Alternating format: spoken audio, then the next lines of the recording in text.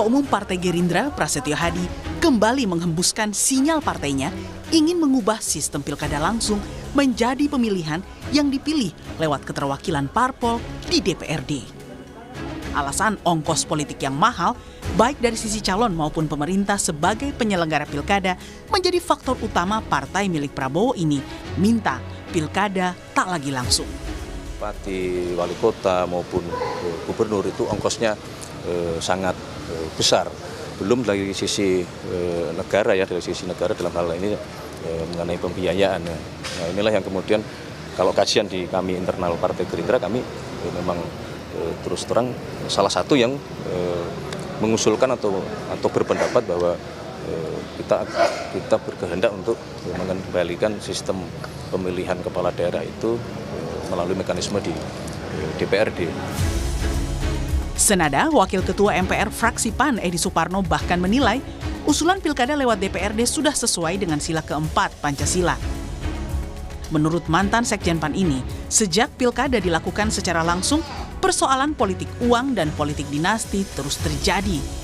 Memang saya akui bahwa jika masyarakat publik sudah diberikan hak untuk memilih langsung, dan itu kemudian haknya diambil, saya kira akan menimbulkan berbagai masukan ya yang menghendaki agar itu tetap melekat pada mereka. Tapi juga kalau kita lihat eksesnya, itu kita harus perhitungkan juga dampaknya itu ternyata membawa dampak negatif terhadap pendidikan politik bagi masyarakat, karena masyarakat hanya disuguhi amplop atau sembako untuk memilih siapapun yang akan menjadi calon kepala daerahnya.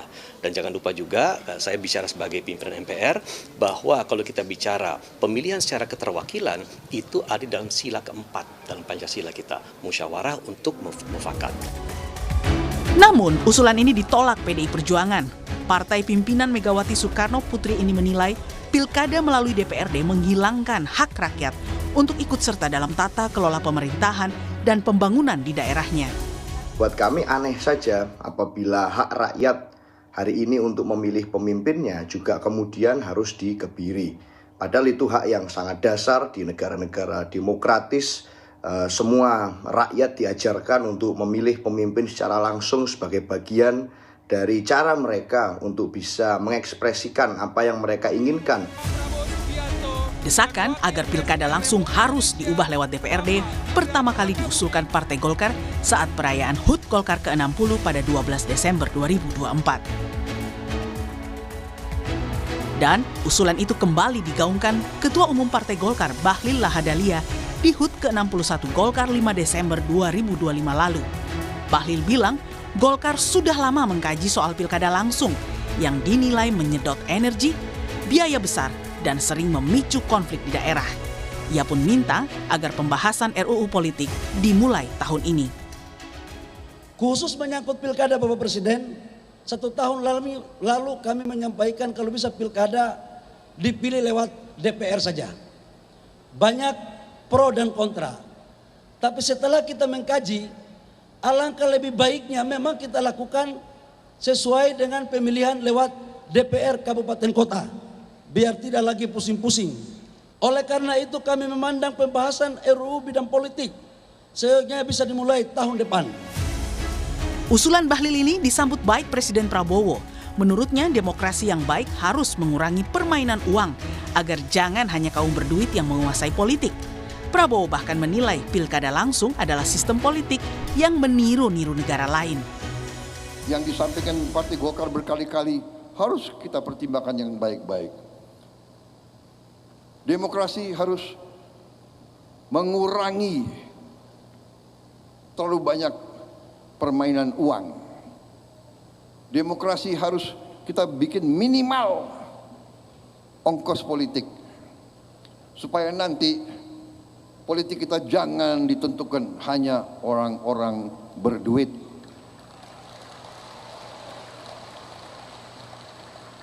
Politik yang mahal ini, politik yang mau niru-niru negara lain, ini saya kira sumber korupsi yang sangat besar.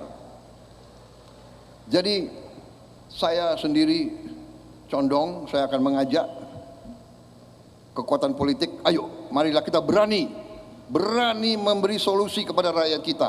Demokratis, tapi Jangan buang-buang uang. Pilihan sebagian partai politik untuk mengubah pilkada tak lagi langsung masih menunggu keputusan seluruh fraksi-fraksi di parlemen. Alasan pilkada langsung jadi biang suburnya politik uang dan dinasti harus dikaji kembali. Karena sejarahnya, pilkada diputuskan dilakukan secara langsung agar rakyat bisa memutuskan siapa pemimpinnya, sekaligus menghindari kong-kali-kong parpol di parlemen daerah.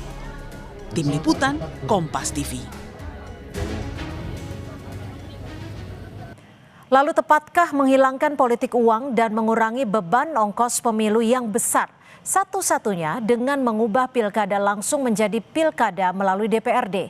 Kita akan bahas bersama Ketua DPP PDI Perjuangan Deddy Sitorus dan analis politik Adi Prayitno. Nanti juga akan bergabung bersama kami Wakil Ketua Umum Partai Golkar Bang Ahmad Doli Kurnia. Selamat petang Bang Deddy, Mas Adi. Selamat petang, Cynthia. Selamat petang, Deddy. selamat tahun baru ya sebelumnya. Tahun baru. Oke, saya ke Bang Deddy dulu. Bang Deddy, ini kan posisi PDI Perjuangan tegas-tegas menolak pilkada melalui DPRD. Tapi apa tanggapan Anda kalau dari Partai Golkar, Gerindra, dan juga PAN ini sepakat ingin diubah karena memang mahalnya biaya politik untuk efisiensi dan juga suburnya politik uang selama pilkada langsung ini berjalan, Bang Deddy? Ya, kalau bicaranya adalah untuk efisiensi, nggak usah ada pemilihan DPRD juga. Sekda aja atau ASN aja bikin jadi kepala daerah, nggak usah kita pilih. Jadi berdasarkan PIN pansel aja. Itu sama sekali nggak pakai duit gitu loh.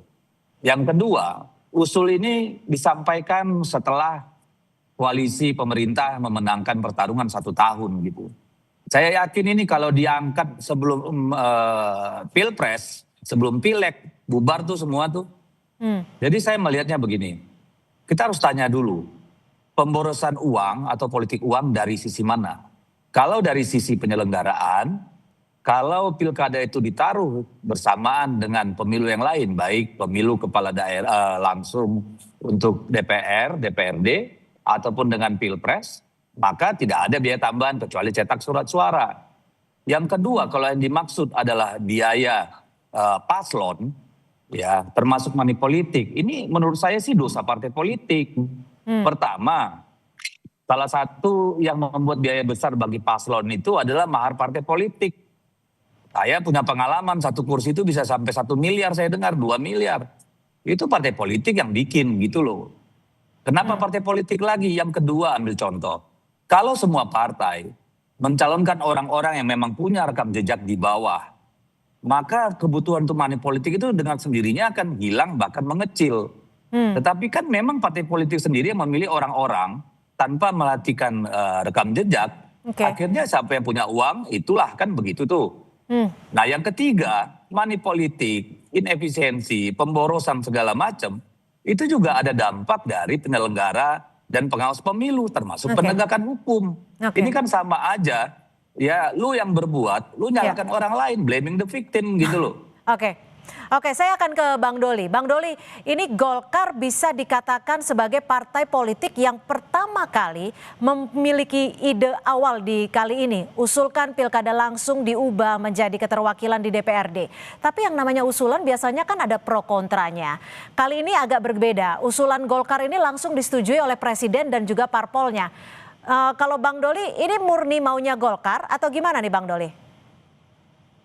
Kalau Golkar sebetulnya dalam 1,5 tahun ini kita sudah bentuk tim kajian politik ya. Bukan hanya untuk pilkada tapi juga untuk sistem pemilu, soal undang-undang partai politik dan seterusnya.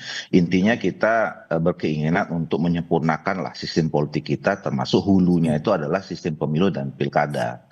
Nah soal pilkada kita juga sebetulnya punya 3 opsi sesungguhnya ya. Ya 3 opsi itu masih pertama adalah tetap penyelenggaraan pilkada seperti yang sekarang sedang berlangsung selama ini langsung oleh rakyat. Yang kedua semua dikembalikan ke DPRD. Yang ketiga adalah ini asimetris atau hybrid. Jadi ada yang tetap berlangsung dipilih oleh rakyat, ada juga ke DPRD. Tapi khusus untuk yang DPRD kami sudah hampir final ya bahwa pemilihan gubernur itu harus kembali ke DPRD. harus berbeda lah dengan 3 struktur kekuasaan yang eksekutif ada di negara kita ya, presiden, wakil presiden, bupati, wali kota dan kepala desa gitu.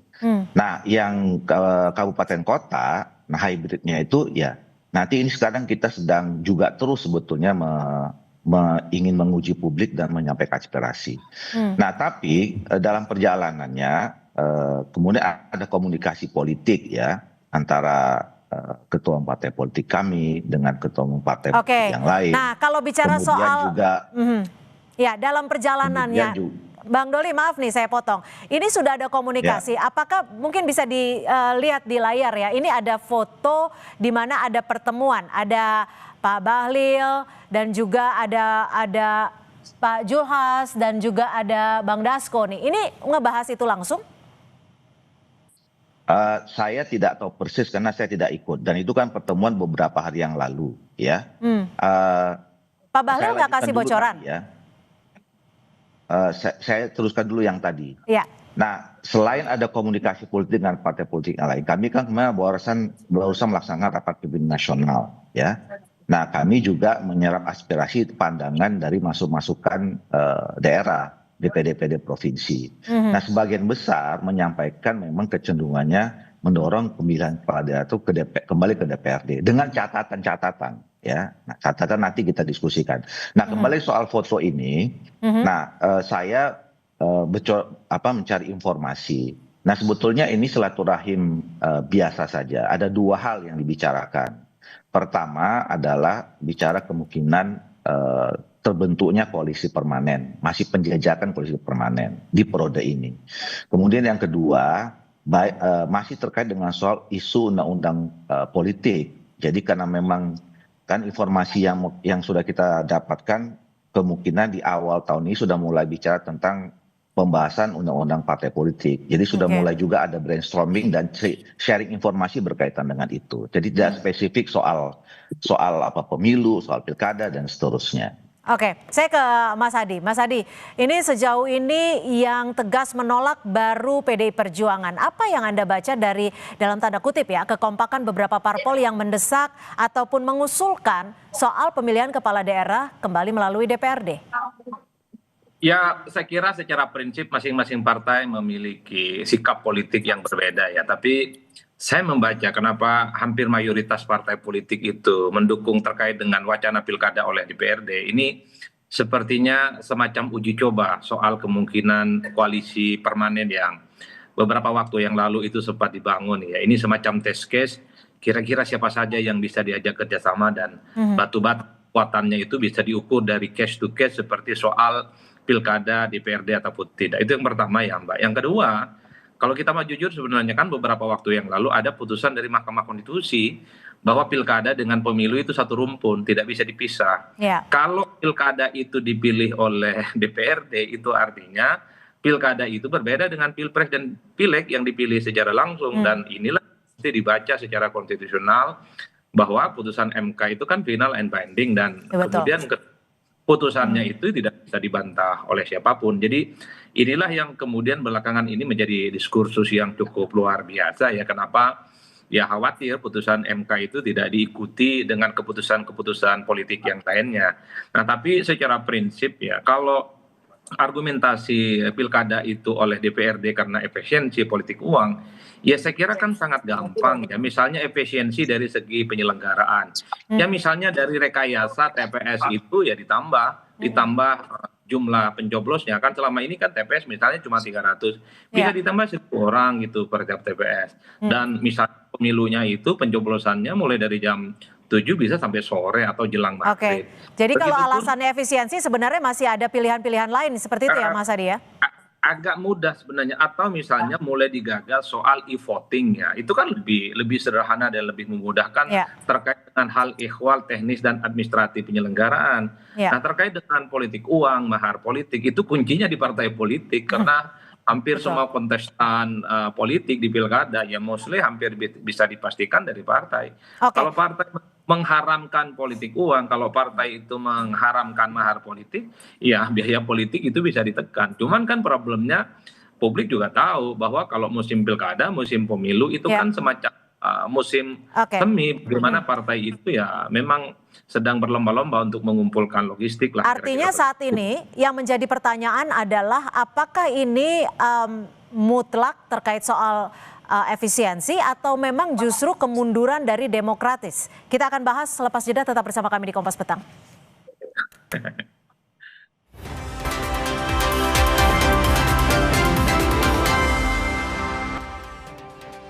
Ya, kita masih membahas soal usulan yang disampaikan agar pemilihan kepala daerah kembali dilakukan melalui DPRD. Bang Doli, oke lah kita tahu pilkada langsung ini memang dinilai mahal.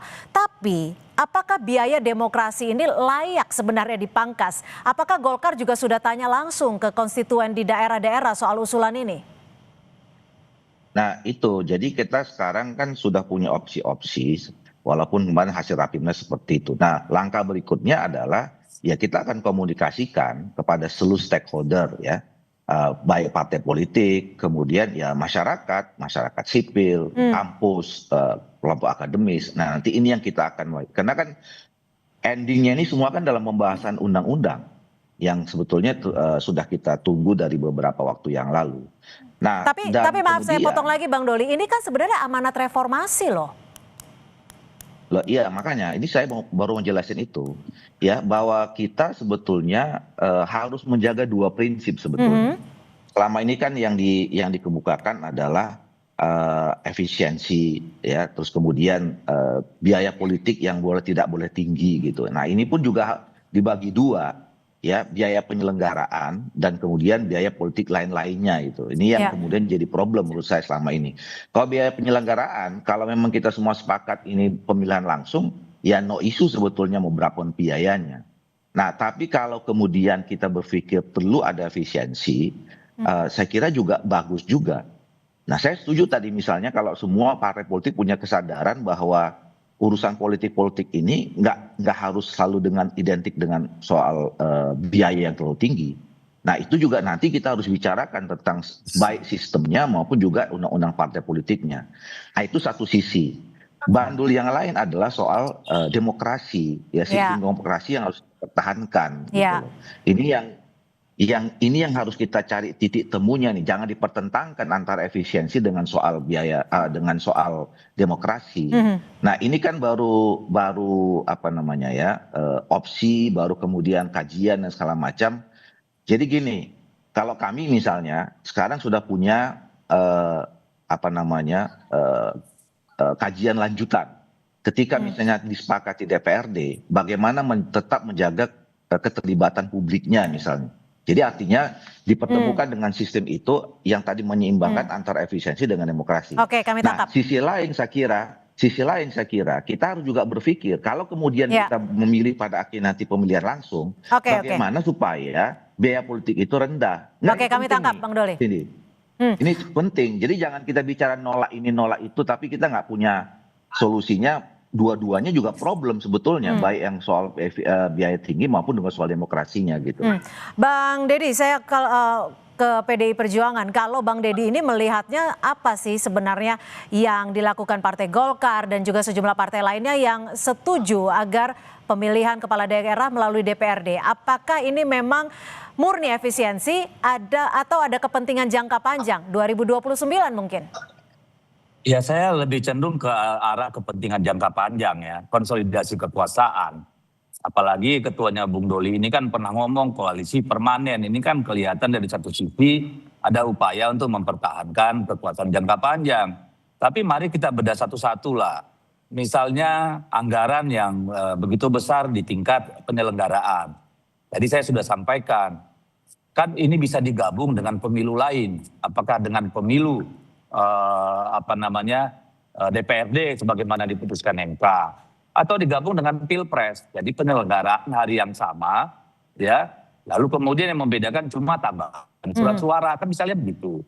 Ya. Lalu ada cara milih tadi apakah dengan e-voting. Jadi soal itu saya kira tidak terlalu masalah, termasuk di pihak pasangan calon. Ambil contoh, jika semua kandidat yang bersaing Ya dibuatkan escrow account lah oleh KPU sebagai penyelenggara. Sekian nih biaya kampanye. Ya. Lalu setiap dia melakukan kegiatan ya itu nyampaikan. Lalu dieksekusi. Oke, Di luar daripada itu tentu dengar dulu. Maka soal biaya ini dibatasi maksimum spending gitu loh. Sehingga tidak ada yang jor-joran main money politik. Nah, money politik kenapa bisa terjadi secara masif? Kan karena penegakan hukumnya nggak jelas, nggak jalan. Nah, ini kan semua harus dilihat. Jadi kalau menilai itu, neracanya harus seimbang. Jangan cuma bilang jeleknya yang A, tapi yang B nggak dihitung jeleknya gimana. Kita sudah ngalamin. Dulu korupsi itu di gedung DPRD, melibatkan partai politik juga. Tapi kalau ini Dampaknya tetap apa? lolos, PDI Perjuangan akan melakukan apa? Apakah akan melakukan lobby-lobby politik mungkin? Nah, kalau ini mau dipaksakan, kami hanya bisa mengembalikan persoalan ini kepada rakyat. Karena kami cuma 16% di DPR. Apakah rakyat Indonesia akan menerima kembali ke masa lalu? Kita dipangku oleh gagasan-gagasan sentralistik kayak begini. Silakan nanti rakyat yang menilai. Ya, saya ke Mas Adi. Mas Adi, kalau yang diusulkan Golkar dan teman-teman ini adalah menurut Anda bentuk koreksi sistem atau sinyal memang untuk adanya sentralisasi pusat?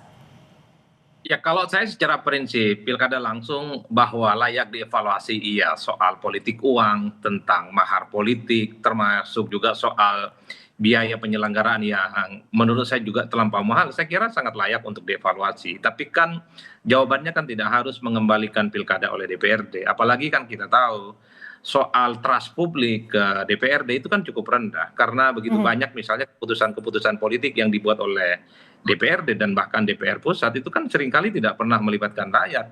Pernah tidak DPRD itu dalam memutuskan keputusan apapun bertanya kepada rakyatnya tempat dia mencalonkan diri di basis konstituennya? Kan tidak pernah melakukan. Jadi itu sebenarnya ditentang bagaimana kemudian masa depan kepala-kepala daerah itu dipasrahkan dan ditentukan oleh mereka yang memang kinerjanya selama ini. Bagaimana ya rakyat itu memang harus menjadi tuan untuk menentukan siapa menjadi kepala daerahnya. Jangan ada kesan bahwa elit ini mulai takut dengan rakyatnya karena di tengah pemilih yang semakin kritis dan semakin rasional, ya pemilih-pemilih yang tidak kompeten dipilih dan dia dihukum dalam pilkada itu. Oke, kami tangkap. Jadi kesan itu yang harus dihindarkan sebenarnya. Tapi bagi saya hal-hal yang sifatnya mahal gampang kok, kuncinya di partai. Saya kami tangkap Mas Adi. Saya ke Bang Doli, singkat saja Bang Doli, yang menjadi kepemilikan rakyat terkait demokrasi satu-satunya adalah suara. Lalu jika rakyat hanya menonton umpamanya debat, tapi tidak memilih, di mana letak kedaulatannya? Singkat saja. Pertama menurut saya keinginan kita dan peluang serta momentum untuk mengevaluasi menyempurnakan sistem ini jangan kemudian di stigma, di framing ini untuk kepentingan politik gitu ya. Kita sebetulnya sudah sejak lama dari kalau bicara tentang saya 5 tahun yang lalu bicara tentang soal revisi sistem politik ini. Jadi jangan kemudian diarahkan ini untuk kepentingan elit tertentu 2029 dan segala macam. Ini momentum kita untuk menyempurnakan sistem ini gitu loh. Nah, soal ada opsi kembali ke DPRD yang memang itu juga dijamin dalam konstitusi kita. Jangan kemudian juga disimpulkan ini sesuatu yang tadi itu kembali ke soal kepentingan politik. Dan ini masih bergulir ya, bergulir gitu loh. Jadi artinya masih dibahas dan juga masih diformulasikan seperti itu ya. Dan kita nggak tutup-tutupi, kita sampaikan ke publik, kita tunggu responnya seperti apa nanti bagaimana gitu. Itu yang kita butuhkan sekarang sebetulnya gitu. Baik, terima kasih Bang Doli dan juga terima kasih Bang Dedi dan Mas Adi untuk perspektifnya sore hari ini. Terima kasih, selamat sore. Sore.